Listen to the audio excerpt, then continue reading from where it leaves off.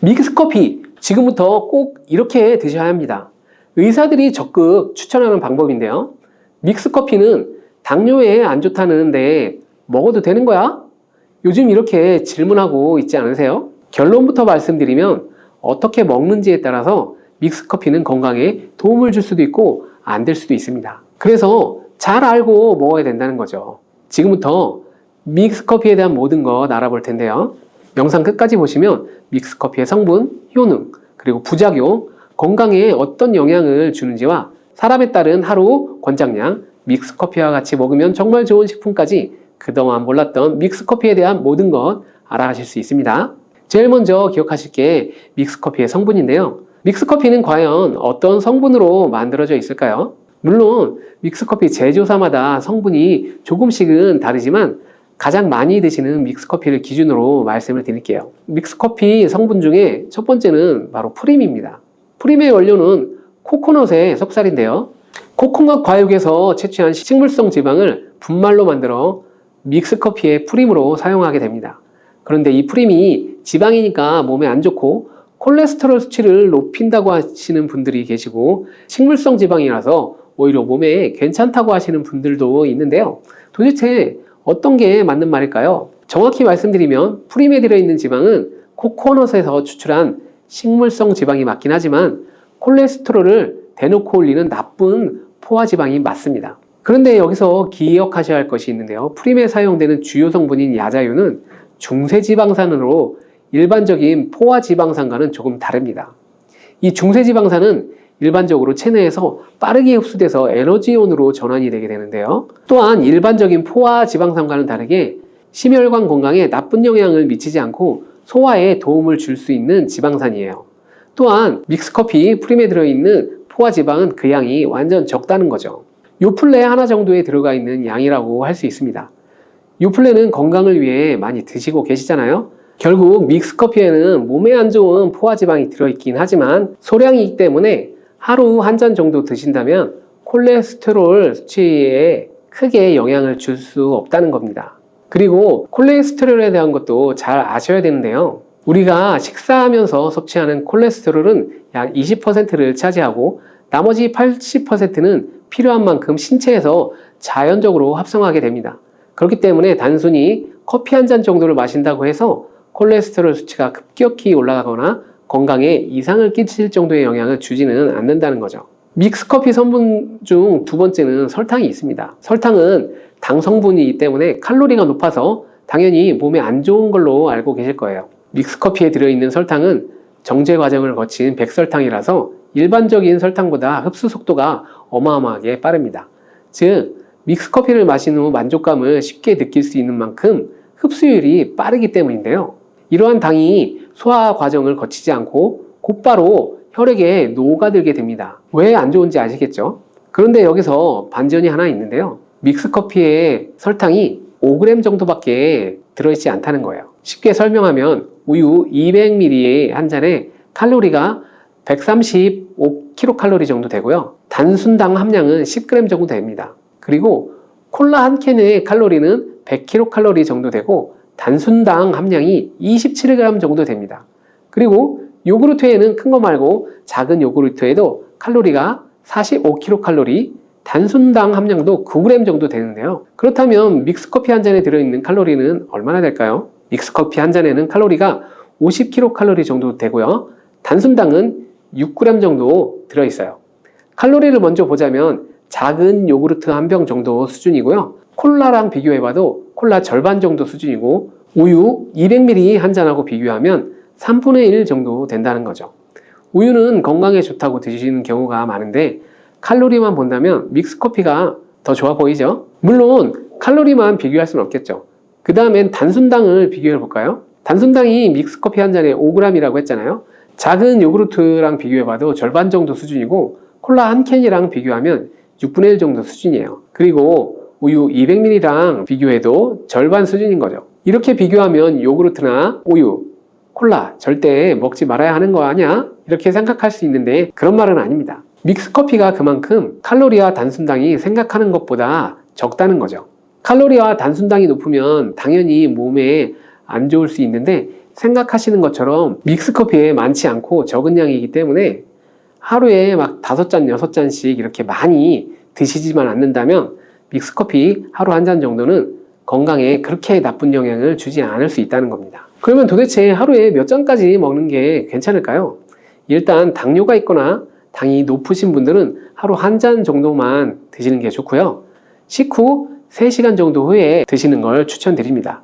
그리고 당 체크를 계속 하시니까 당 수치가 높지 않으신다면 2잔 정도까지는 드셔도 괜찮을 수 있어요. 당뇨가 없으신 일반인 분들 경우에는 하루에 2잔에서 3잔까지 드셔도 괜찮고요. 그렇다고 이를 매일매일 드시는 것은 아무리 적당량이라도 몸속에 쌓이기 때문에 그렇게 좋지는 않다는 것 알고 계시기 바랍니다. 건강을 위해서 미리 예방하는 차원에서 식후에 바로 드시지 마시고 2시간 정도 후에 드시는 걸 또 추천드리고요. 혈당에 문제가 없으신 건강하신 분들도 이 건강을 예방하는 차원에서 식후에 바로 드시지 마시고 2시간 정도 후에는 드시는 것이 좋겠습니다.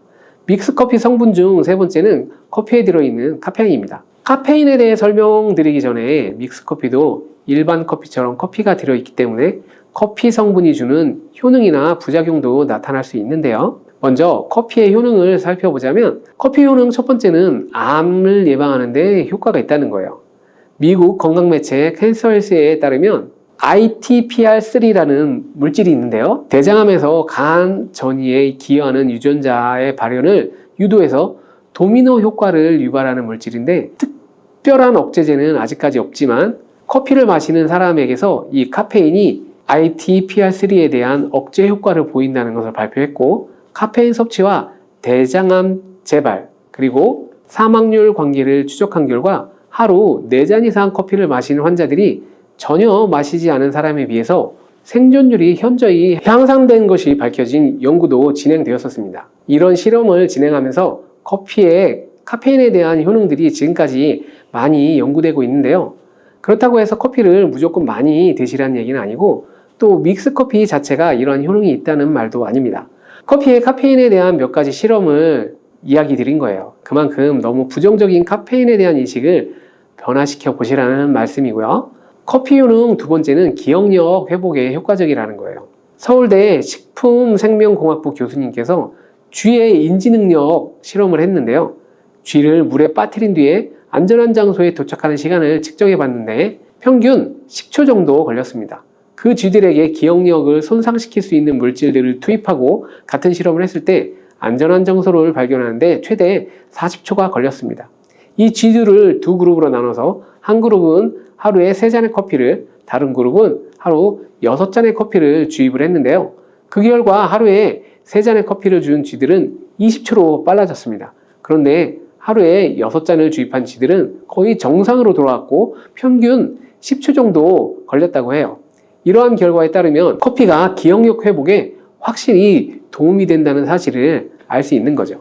참고로 이 실험에서는 일반 카페인 커피와 디카페인 커피 2종류를 같이 실험을 했는데 거의 같은 효과를 보였습니다. 결론은 커피에 카페인 말고도 커피에 들어있는 클로로겐산 등 각종 항산화제 성분 덕분에 기억력 회복에 효과가 있다는 사실이 밝혀진 거죠.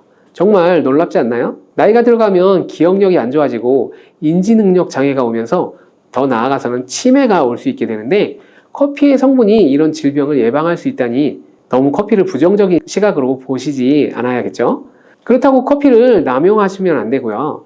모든 사람에게 동일한 실험 효과가 나타나는 것이 아니기 때문에 자신의 건강 상태를 잘 알고 드시면 좋겠습니다. 다만 카페인에 예민하신 분들은 믹스커피나 일반 카페인 커피를 드시면 잠을 잘 못 주무실 수도 있기 때문에 디카페인 커피를 추천을 드립니다. 그리고 역류성 식도염, 위염 같은 위장 질환이 있으신데 커피는 드시고 싶은 분들은 될 수 있으면 디카페인을 드시면 좋겠습니다. 커피 효능 3번째는 혈당 조절을 하는데 효과가 있다는 겁니다. 전 세계적으로 대사증후군을 앓고 있는 사람이 약 10억 명이 훨씬 넘는다고 하는데요. 이처럼 많은 사람들이 모든 질병의 근원이라고 할 수 있는 대사증후군을 가지고 있습니다. 최근의 연구들은 커피가 대사증후군의 발병 위험을 감소시켜준다는 것을 보여주고 있는데요. 커피에 대한 매우 흥미로운 연구 논문을 소개하겠습니다.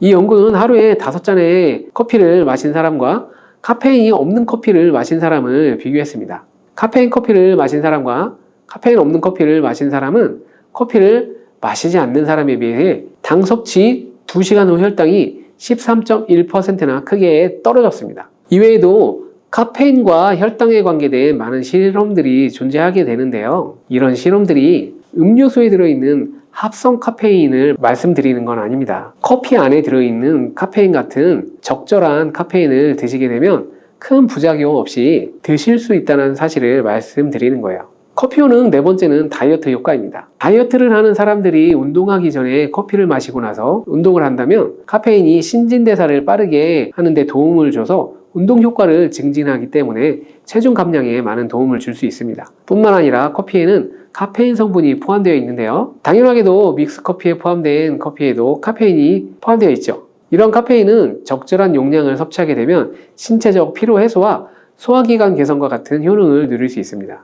오전에 커피 한 잔을 마시면 화장실 가고 싶어진다는 것도 커피의 카페인 성분이 장운동을 활발하게 해주는데 영향을 주기 때문입니다. 물론 이뇨작용도 활발하게 해줘서 소변도 조금 더 많이 보게 되긴 합니다. 다시 돌아가서 믹스커피에 들어있는 세 번째 성분 카페인에 대해 알아보겠습니다. 믹스커피에 포함된 카페인 용량은 제품마다 차이가 있을 수 있습니다. 하지만 평균적으로 60mg의 카페인이 한 잔 용량의 믹스커피에 포함되어 있는데요. 이는 일반적인 아메리카노 커피의 3분의 1 수준에 해당하는 수치입니다. 결과적으로 믹스커피의 카페인은 일반 아메리카노보다 훨씬 적게 들어있다는 거죠. 그렇다면 식약처에서 권고하는 카페인 1일 최대 섭취량은 얼마나 될까요? 일반 성인의 경우 카페인 최대 섭취량은 400mg 정도 되고요. 어린이나 청소년은 체중 1kg당 2.5mg 이하, 임산부는 200mg 정도 됩니다. 그러나 임산부의 경우에는 카페인이 태아에 미치는 영향이 조금이라도 있을 수 있으니까 안 드시는 게 좋겠죠? 콜라 한 캔에 카페인이 보통 35mg 정도 들어있으니까 믹스커피에 포함된 카페인 함량도 크지 않다는 것을 알 수 있습니다. 그렇다면 믹스커피와 같이 먹었을 때 효과를 극대화할 수 있는 식품은 또한 없을까요? 당연히 있습니다. 믹스커피와 같이 함께 먹으면 좋은 음식 첫 번째는 바로 강황입니다. 노란 빛깔을 띠는 강황 가루를 넣은 커피를 골든 라떼라고도 불리고 있는데요. 강황이 몸에 좋다는 사실이 알려지면서 이미 미국과 유럽 등 전 세계적으로 엄청난 인기를 끌고 있는 새로운 종류의 커피 중 하나입니다. 강황에 함유된 커큐민 성분에는 강력한 항염 작용을 가지고 있어서 체내 염증 유발 물질을 억제하게 되고 암세포 발생하고 증식되는 것을 낮춰주게 됩니다. 또한 우울증을 완화하는 데도 도움이 되며 기억력을 개선하고 치매를 예방하는 등의 다양한 효능을 가지고 있습니다. 강황 커피는 커피 한 컵에 강황 1티스푼을 넣으면 좋은데요. 강황 속 커큐민은 우리 몸에 굉장히 흡수가 어려운 성질을 가지고 있습니다. 그래서 세계적으로 유명한 원료 기업들은 이 각 기업마다 커큐민 흡수율을 높이는 특허 원료를 만들어내고 하는데 간단하게 흡수율을 높일 수 있는 방법이 있습니다. 그것은 바로 후추를 사용하시면 됩니다. 미국 텍사스 주립대학에서 실시한 연구 결과 강황의 커큐민은 후추의 피페린과 만나면 흡수율이 2000%까지 높아진다는 것을 밝혀냈어요. 강황 커피에 후추를 아주 살짝 넣게 되면 건강 개선 효능을 높일 수 있고 만약 향이 강하다고 느껴진다면 우유를 조금 넣어서 드셔도 아주 좋은 방법입니다. 믹스커피와 같이 먹으면 좋은 음식 두 번째는 바로 계피입니다. 커피에 계피를 넣으면 아주 향긋한 커피를 즐길 수 있는데요. 후추와 정향에 이어 세계 3대 향신료 중 하나인 계피는 이미 수천 년 동안 약재로 사용되어 왔으며 여러 연구를 통해 계피의 다양한 효능들이 입증되어 왔습니다. 커피의 원료 생산지인 멕시코에서도 커피에 시나몬 스틱을 넣은 커피를 즐겨 마신다고 하는데요. 미국 당뇨협회가 발표한 연구에 따르면 제2형 당뇨병 환자에게 계피를 투여하자 혈당, 중성지방 수치는 낮아지고 좋은 콜레스테롤 수치는 높아졌다고 해요. 블랙커피에 계피 2분의 1티스푼을 넣은 후에 섞어 마시는 것이 황금 비율이라고 하니 한번 참고해서 드셔보시면 좋을 것 같습니다. 특히 이 계피는 혈액순환을 도와줘서 몸을 따뜻하게 하고 면역력을 높이는 데도 도움이 되니 참고해 주시면 좋겠습니다. 믹스커피와 같이 먹으면 좋은 음식 세 번째는 바로 생강입니다. 강력한 항산화 성분을 가진 생강은 커피에 넣어 함께 드시게 되시면 생강의 알싸한 맛이 부드러워지면서 향긋한 생강커피를 드실 수 있는데요. 생강의 매운맛을 내는 쇼가올과 진저롤 성분이 혈중 콜레스테롤을 낮춰서 동맥경화나 뇌경색 등을 예방하고 항염, 항암 효과가 뛰어나서 암을 유발하는 종양세포와 성장을 억제하는 등의 다양한 효능을 지니고 있습니다. 특히 기관지를 확장시키는 효과가 있어서 기관지염이나 천식, 비염을 달고 사시는 분들은 자주 섭취하게 되면 아주 좋습니다. 그리고 생강에는 디아스타제라는 단백질 분해 효소가 있어서 식후 커피에 생강가루를 넣어 마시면 자운동을 촉진해서 더부룩한 속을 해소하는 데에도 도움을 얻을 수 있습니다. 드시는 방법은 커피 한 컵에 생강가루 1티스푼을 넣어 드시면 되고, 생강의 맛이 걱정되신다면 처음에는 조금씩 넣고 서서히 맛을 익혀가는 것도 좋은 방법이라고 할 수 있습니다. 제가 말씀드린 방법이 무조건 커피를 먹어라, 먹지 말아라 하는 그런 말은 아니고요. 믹스커피에 대한 오해와 건강을 걱정하시는 분들께 좋은 방법이라고 할 수 있습니다.